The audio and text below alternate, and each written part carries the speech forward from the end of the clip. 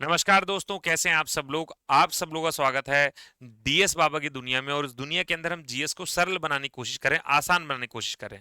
आप इस चैनल पर जब आए हैं तो इस चैनल पे एक चीज समझ लीजिएगा, यहाँ पर शॉर्ट वीडियोस रहती हैं और बहुत इंपॉर्टेंट वीडियोस रहती हैं जो आपके आने वाले एग्जाम में बहुत ज्यादा फायदा पहुंचाएंगी। इन वीडियोस को आप बार बार देखें, 2x पे देखें और रिवीजन मोड में रखें ताकि ईजी हो जाए चीजों को याद रखना। नंबर 2, जब आप इस चैनल पर आते हैं तो प्लीज सब्सक्राइब द चैनल, ये आप ही का चैनल है। इस चैनल पर हम लोग जीएस का बेहतरीन से बेहतरीन कंटेंट लेकर आएंगे।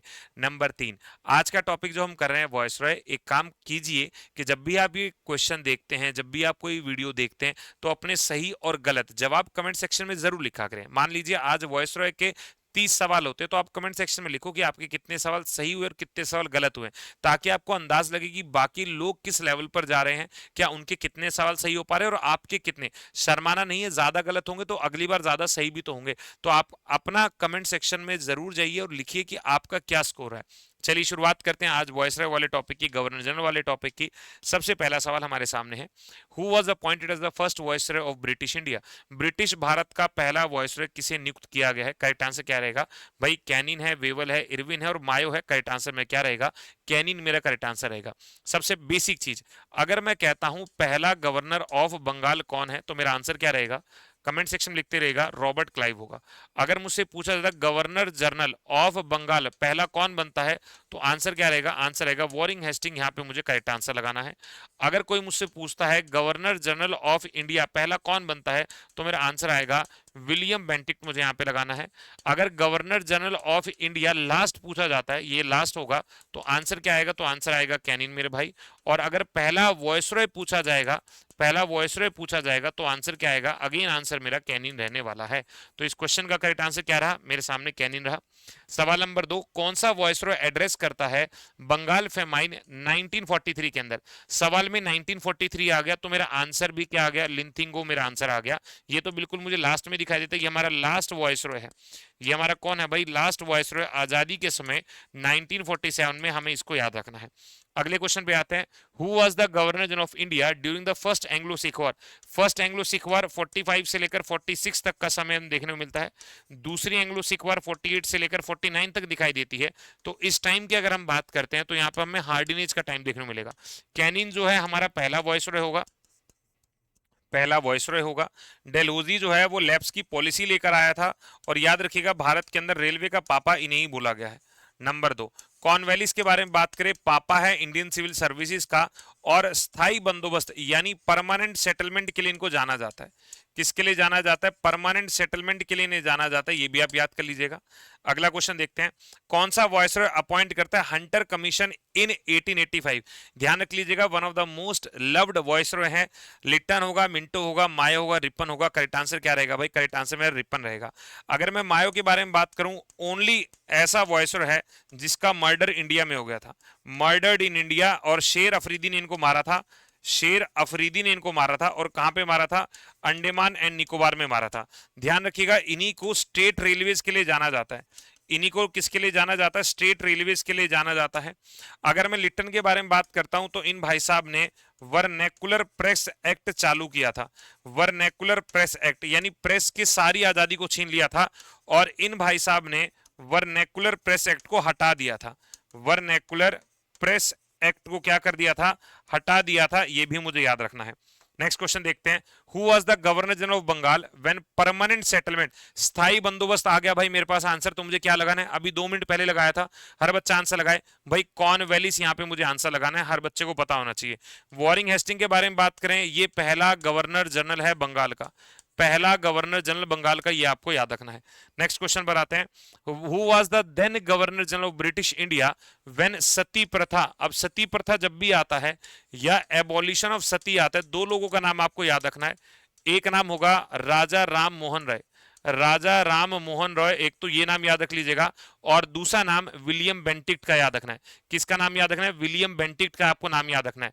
अगर मैं डलहौजी पे कहूंगा, मैंने 2 वर्ड बोले हैं, एक रेलवे याद रख लेना, दूसरा पोस्टल सर्विसेज याद रख लेना, तीसरा वुड डिस्पैच एक मिशन शुरू किया था वो याद रख लीजिएगा। और यहाँ पर लैब्स की पॉलिसी याद रखेंगे। और लैब्स की पॉलिसी में जो सबसे पहले कब्जा किया गया था वो जगह थी मेरे भाई सतारा, ये भी मुझे याद रखना है। अगला क्वेश्चन देखते हैं, सब्सिडरी अलायंस किसने स्टार्ट किया? वेल्सली, डेलोजी, हेस्टिंग और कॉर्नवेलिस।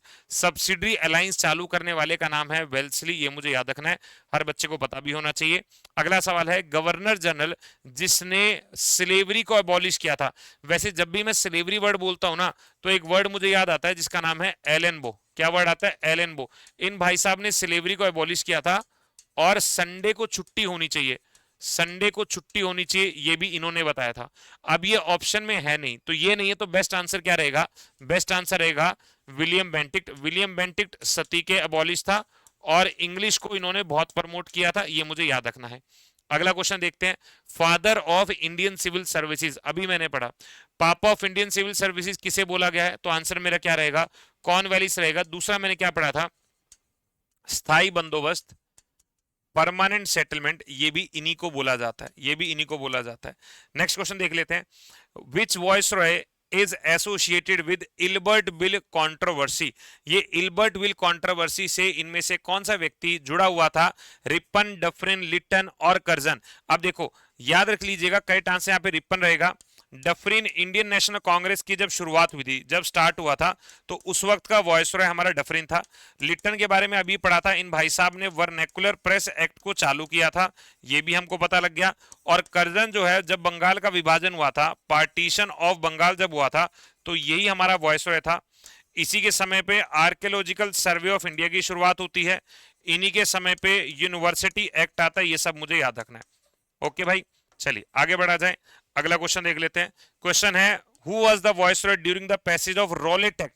रॉलेट एक्ट कब आया था? 1919 में आया था, जिसके बाद जलियांवाला बाग कांड हमें होता दिखाई दिया था। तो पूछा गया कौन? क्लेम्सफोर्ड, कर्जन, हार्डिनेज और रीडिंग। करेक्ट आंसर क्या रहेगा? मॉन्टेग क्लेम्सफोर्ड रिफॉर्म हमें याद रखना है। कमेंट करके बताइएगा जलियांवाला बाग कांड किस साल हुआ था और कौन सी डेट को हुआ था? जलियांवाला बाग मैसकर या जलियांवाला बाग इंसिडेंट किस डेट को हुआ था? डेट से मतलब है भाई मुझे।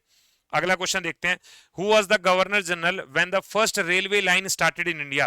फर्स्ट रेलवे लाइन में लिख दूं 16 अप्रैल को शुरू हुई थी, 34 किलोमीटर का ट्रैक था भाई, 34 किलोमीटर का ट्रैक, 400 लोग गए थे। बॉम्बे से थाने की लोकेशन है, बॉम्बे से थाने की लोकेशन है, और यहां पर 3 इंजन है, सिंध, सिंध, सुल्तान, और तीसरा मुझे आप बताएंगे। एक इंजन का नाम है सिंध, एक का नाम है सुल्तान, और तीसरे इंजन का नाम आप कमेंट सेक्शन में लिखेंगे। और यहाँ पे करेक्ट आंसर क्या रहेगा भाई? पापा ऑफ रेलवे जब भी आएगा तो मेरा आंसर डेलहौजी रहने वाला है, और कोई होने ही नहीं वाला है। अगला क्वेश्चन है, इंग्लिश लैंग्वेज को इंट्रोड्यूस किया था 1835 में।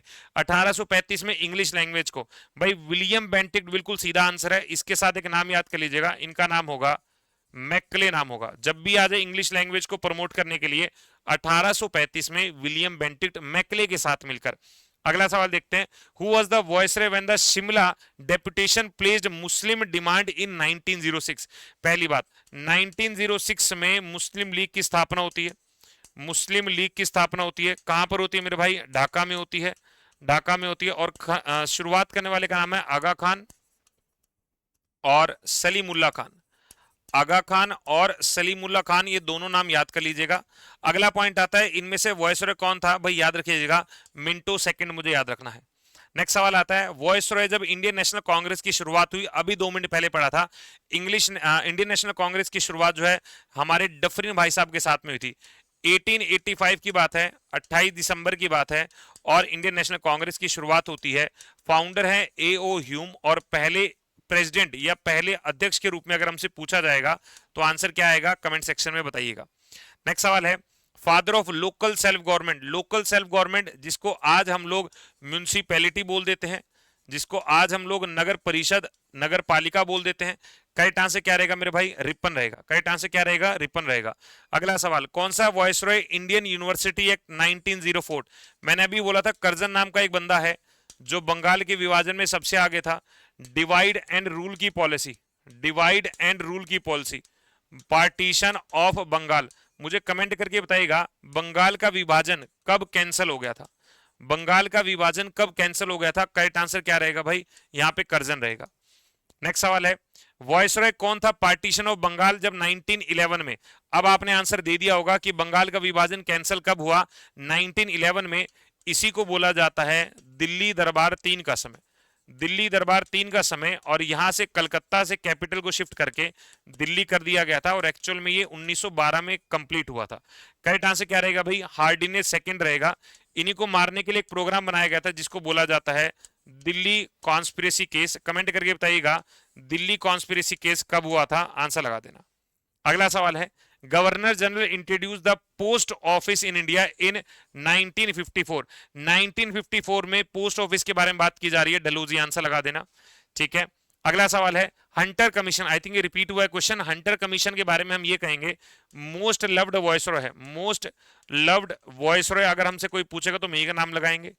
इन्हीं के टाइम पे फैक्ट्री एक्ट आया था, इन्हीं के टाइम पे एल्बर्ट बिल आ गया, इन्हीं के टाइम पे आर्म्स एक्ट आ गया, इन्हीं को बोला गया है पापा ऑफ लोकल सेल्फ गवर्नमेंट, पापा ऑफ लोकल सेल्फ गवर्नमेंट, ये मुझे ध्यान रखना है। करेक्ट आंसर क्या रहेगा मेरे भाई, रिपन रहेगा। नेक्स्ट सवाल है हमारे पास, governor general during the implementation of Indian Penal Code in 1960। 1960 में इंडियन पीनल कोड के बारे में अगर हम बात करते हैं तो यहां पे याद रखना पड़ेगा कैनिन, क्योंकि 1857 की क्रांति के बाद कंपनी रूल खत्म हो गया था और यहाँ पे क्या शुरू हो गया था, क्राउन रूल शुरू हो गया था। और जैसे ही क्राउन रूल शुरू हुआ था हमारा पहला वॉइसरॉय अपॉइंट हो गया था। कमेंट सेक्शन में बताएगा उस वॉइसरॉय का नाम क्या है। अगला सवाल, कौन सा गवर्नर जनरल जो है रियोटवारी सिस्टम को इंट्रोड्यूस करता है। यहाँ पे जब भी रियोटवारी आता है तो हमें एक नाम याद करना है, थॉमस मुनेरो, ये नाम याद रख लीजिएगा। मद्रास और बॉम्बे के अंदर कौन शुरू करता है, तो आंसर रहेगा हेस्टिंग, हमें याद रखना है। अगला सवाल है, कौन सा गवर्नर वुड डिस्पैच, मेरा आंसर आ गया। अभी मैंने पढ़ा था वुड डिस्पैच एजुकेशन से रिलेटेड है, अब आपको बताना है किस गवर्नर जनरल से रिलेटेड है, आंसर लगाएगा डेलोजी, कैनिन, कॉर्नवालिस और एल्गिन। करेक्ट आंसर रहेगा डेलोजी। इनको पापा ऑफ इंडियन सिविल सर्विसेज बोला जाता है। नेक्स्ट सवाल, governor general at the time of window remarriage act. भाई देखो 56 से जस्ट पहले डेलोजी था, लेकिन जब ये एक्ट आता है तो उस वक्त कौन होता है, कैनिन। यानी डेलोजी ने इसे फ्रेम करवाया था लेकिन लागू करने वाला कौन है, कैनिन होगा, ये आपको ध्यान रखना है। विलियम बेंटिक सती के खिलाफ था, थग्स को सप्रेस करना था और यहां पर इंग्लिश लैंग्वेज को प्रमोट करना था, ये आपको याद रखना है। अगला क्वेश्चन देखते हैं, रिवोल्ट ऑफ 1857 में कौन गवर्नर जनरल था। इसी को हम आखिरी गवर्नर जनरल बोल सकते हैं, बिल्कुल बोल सकते हैं। और करेक्ट आंसर क्या रहेगा मेरे भाई, कैनिन यहाँ पे करेक्ट आंसर रहने वाला है। अगला सवाल, आर्म्स एक्ट, चाहे वो आर्म्स एक्ट हो, फैक्ट्री एक्ट हो, वर्नैकुलर प्रेस एक्ट को हटाना हो, लोकल सेल्फ गवर्नमेंट का पापा हो, करेक्ट आंसर क्या रहने वाला है। करेक्ट आंसर हमारा क्या रहेगा भाई, कैनिन। आपको याद, सॉरी, आपको याद क्या रखना है, रिपन आपको याद रखना है। अगला सवाल, गवर्नर जनरल जब यूनिवर्सिटी कलकत्ता, बॉम्बे, मद्रास 1857 में, 1857 मुझे समय याद आ गया तो मैंने आंसर तुरंत लगा दिया, कैनिन होगा।